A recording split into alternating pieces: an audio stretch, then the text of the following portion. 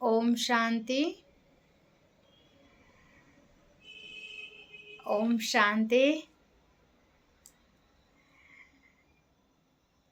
श्री कृष्ण जी का जब हम जन्म उत्सव मनाते हैं तो बोलते हैं जन्माष्टमी मना रहे हैं या हनुमान जयंती मना रहे हैं।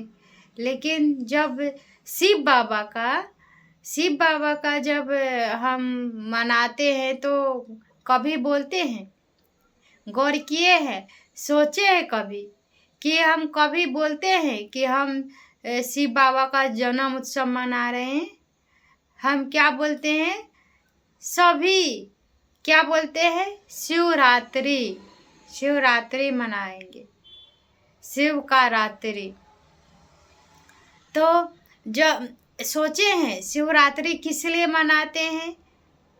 तो शिव का रात्रि, जब शिव बाबा जब आते हैं तो पूरा ये दुनिया ही अंधकार से भरा होता है, पापों से भरा होता है, पतित से भरा होता है, जहाँ अंधकार ही अंधकार। इसीलिए रात्रि बोलते हैं।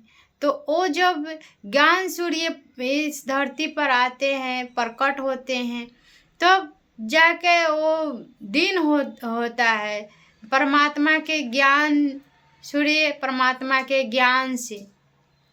तो अभी आप ज्ञान में आने से मालूम चला कि ये शिव का रात्रि क्यों बोलते हैं?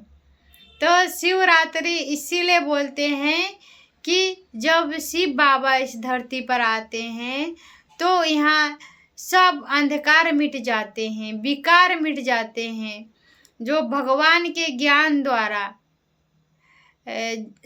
पांच तत्वों का जो पांच विकार है हर एक मनुष्य आत्मा में, काम, क्रोध, लोभ, मोह, अहंकार, उसको मिटाते हैं और विश्व विकार मिटाते हैं, पतितों को पावन बनाते हैं।